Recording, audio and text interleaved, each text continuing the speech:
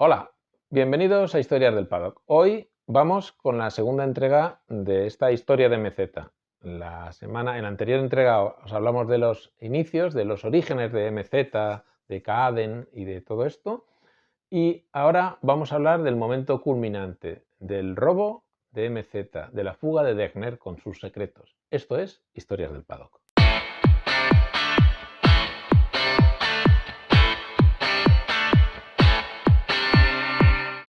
En el capítulo anterior habíamos dejado la historia de MZ en el momento de su despegue, ya con la marca bien posicionada en el Mundial de Velocidad, tanto en 125 como 250, y ya por fin con una figura propia, una figura local, con Ernst Degner, el piloto de Alemania Oriental, logrando el máximo rendimiento de la moto. En el año 60 ya Degner es tercero en la categoría de 125 y en el año 1961 hay un cambio importante en el Mundial de Velocidad. Por un lado, MV Agusta retira sus equipos del Mundial, fundamentalmente de 125 y 250, aunque en el Gran Premio de España en Barcelona, Gary Hawkins llega a salir y ganar la carrera de 250 con MV, pero ya no volverán a competir en esa categoría y se centrará entre 150 y 500, pero bajo la marca MV Privat, porque no estaba presente MV Agusta como equipo, pero sí como fabricante. Se había inscrito, pero no como equipo. Simplemente cedió su material y sus mecánicos a Hawking y él se quedó mirando porque quería ver qué pasaba con los pilotos, con los fabricantes japoneses.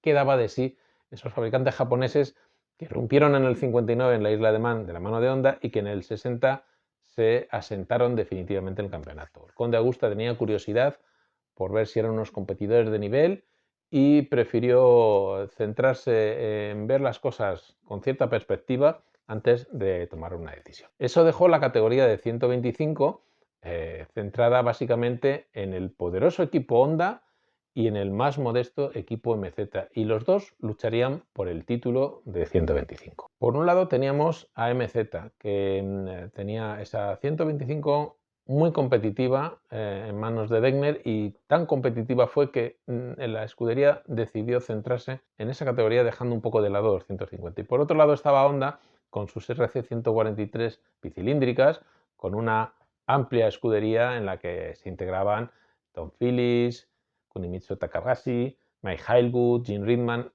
Tenían muchísimos pilotos, Luigi Taveri, con los que plantar cara al fabricante de Alemania del Este. Y era una lucha de conceptos, porque por un lado estaba el 2 tiempos de MZ frente al pluricilíndrico 4 tiempos de Honda. Y la lucha fue muy, muy equilibrada, muy intensa, ¿no? Con diferentes alternativas, con victorias por los dos lados, y con Degner, que llega a colocarse incluso como líder del Mundial en momentos culminantes de la temporada.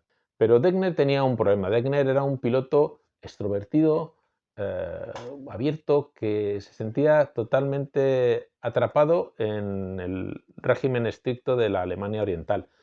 Y cuando tenía la oportunidad de salir a Occidente disfrutaba de esa sensación tan distinta, de esa libertad que no podía gozar en su país. Además, Degner cargaba con la responsabilidad de ser el héroe del pueblo, el piloto elegido por las autoridades alemanas para poner en valor, para ensalzar los logros del gobierno de la RDA.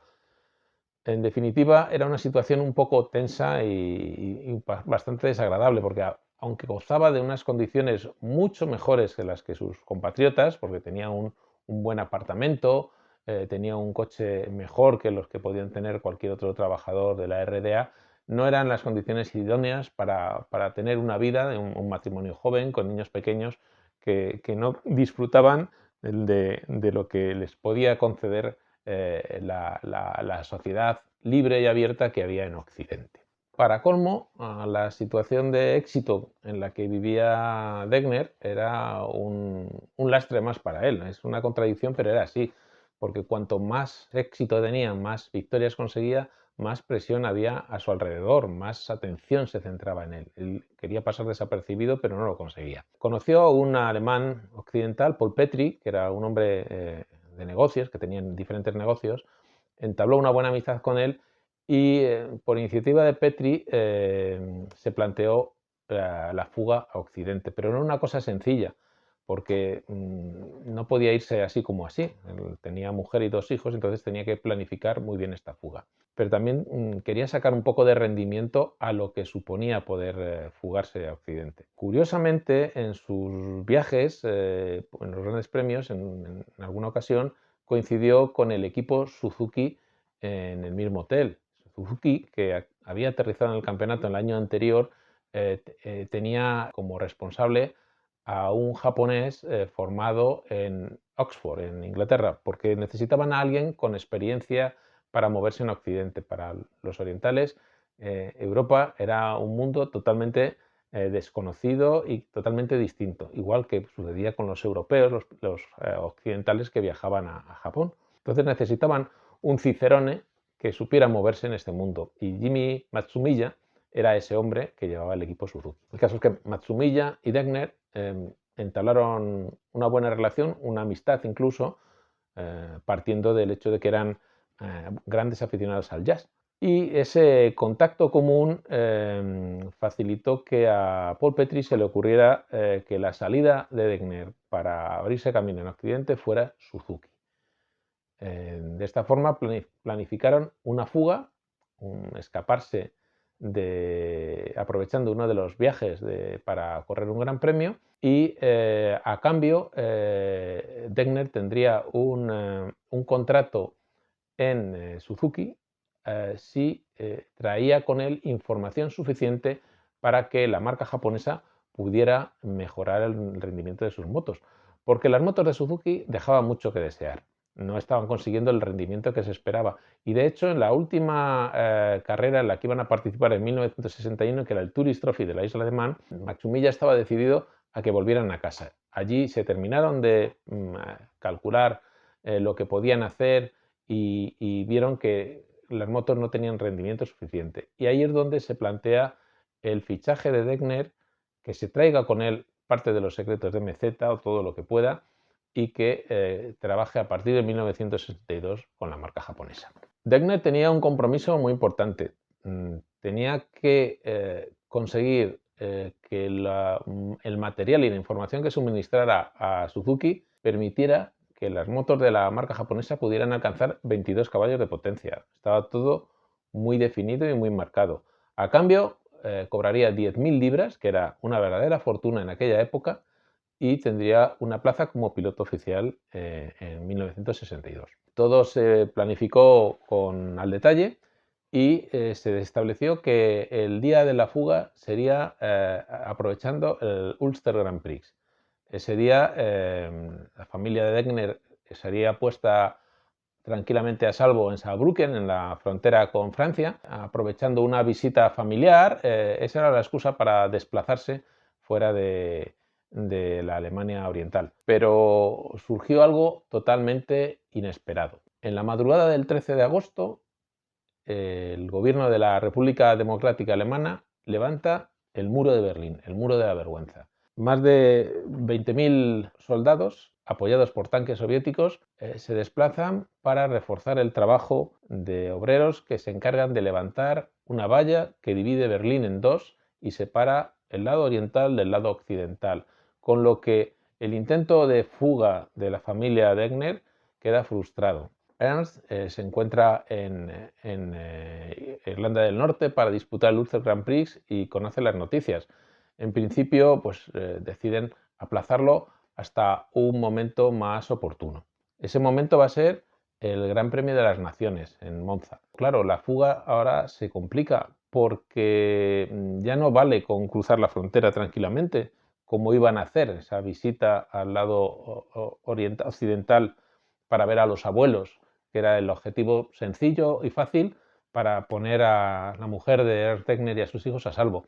Ahora hay que hacer una fuga y se requiere mucha preparación. Paul Petrie colabora en la tarea con una enorme determinación. Prepara un coche con unos alojamientos escondidos en los bajos en los que se pueda meter la familia. Y durante algún tiempo se deja ver con frecuencia por los pasos fronterizos alemanes para que se familiaricen con su cara y sea un hombre habitual en esos movimientos y pasar más desapercibido. Lo cierto es que la segunda intentona de fuga, aprovechando el Gran Premio de las Naciones, tampoco se lleva a cabo porque problemas de preparación del coche impiden que esté listo para ese momento. Una vez más, el plan se retrasa y se pospone hasta el Gran Premio de Suecia. El Gran Premio de Suecia tiene lugar el 17 de septiembre en el circuito de Kristianstad. Era un circuito urbano de carreteras,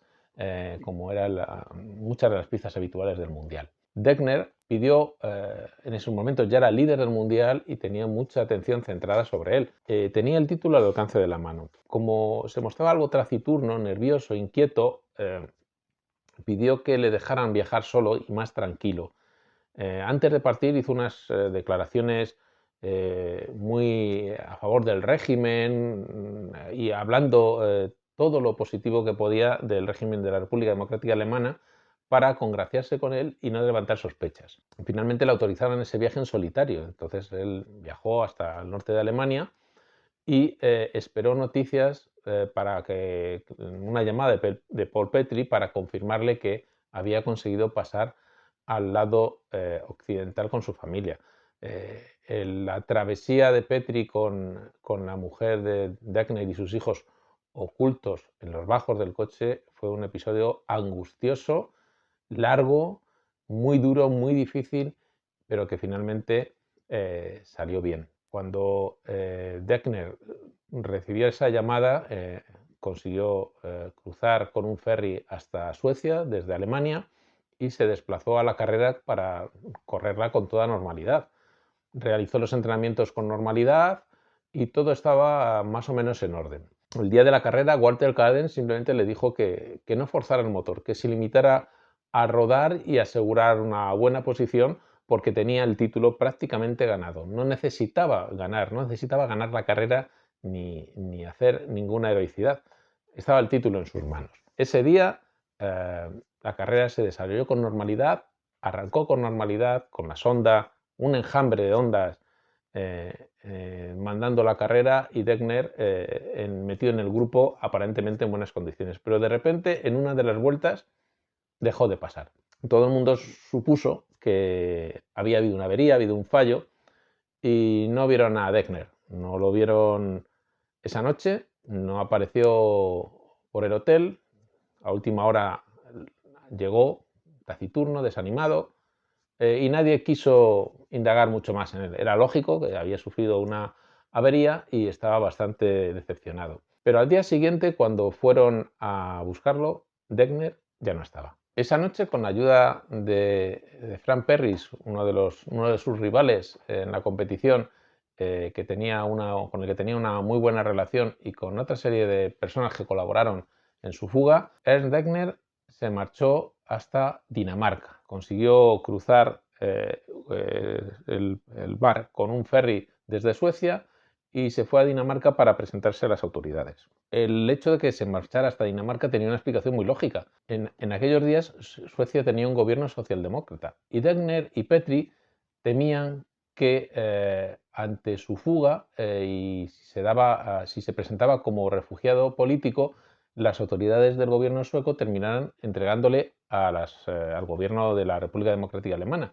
Así que se fueron a Dinamarca, donde el gobierno era distinto. Pero claro, el problema es que entró en Dinamarca sin visado, sin documentación y siendo un ciudadano de la Europa del Este, un ciudadano que pertenecía a un país del Pacto de Varsovia. Y Dinamarca era un país de la OTAN. Eso provocó cierto revuelo y abrió una investigación hasta que ya finalmente comprobaron que realmente simplemente era un piloto, era una persona más que se pasaba al lado occidental, que se fugaba de la dictadura de la República Democrática Alemana. El resultado de todo esto es que al final MZ se quedó sin piloto para luchar por el título en la última carrera, que era en Argentina. No obstante, Degner agotó todas sus posibilidades para correr en Argentina. Consiguió que EMZ, la marca británica del Dr. Joe Ehrlich, enviara una moto con destino a Argentina para él. E incluso tenía billetes de avión para él y un mecánico y una reserva hecha en un avión para ir a Argentina vía Nueva York, Buenos Aires. Finalmente ni él ni la moto llegaron a viajar. una protesta de la Federación de la República Democrática Alemana canceló la licencia de Degner. Él no pudo competir en esa última carrera en Argentina y la victoria y el título fueron para Tom Phillips con Honda, con lo que el sueño de lograr el título de MZ se esfumó definitivamente. Aquello fue un mazazo del que nunca se recuperó Walter Kaaden, porque había sido doblemente traicionado por la fuga de un hombre con el que había trabajado llevándose todos sus secretos y por la fuga de un hombre de confianza con el que se había integrado perfectamente en el trabajo. Para más ignominia, al año siguiente Degner aparece con los colores de Suzuki, corriendo en 50 y 125, Suzuki que tenía una tecnología totalmente desfasada y que no daba el nivel para el campeonato del mundo, de repente se convierte en una moto muy competitiva. Tan competitiva que es el propio Degner el que consigue hacerse con el título en la nueva categoría de 50 centímetros cúbicos y que con el tiempo, en los años sucesivos, las Suzuki seguirán sumando títulos tanto en 50 como 125, mientras que MZ nunca más volverá a optar a un título. Bueno, y hasta aquí el episodio de hoy de esta parte de la historia de MZ. Recordar que nos queda un capítulo que lo veremos en el próximo episodio. Bueno, nada más. Muchas gracias por seguirnos. Si os ha gustado, suscribiros, compartid, darle a la campanita para las notificaciones y nos vemos muy pronto. Hasta luego.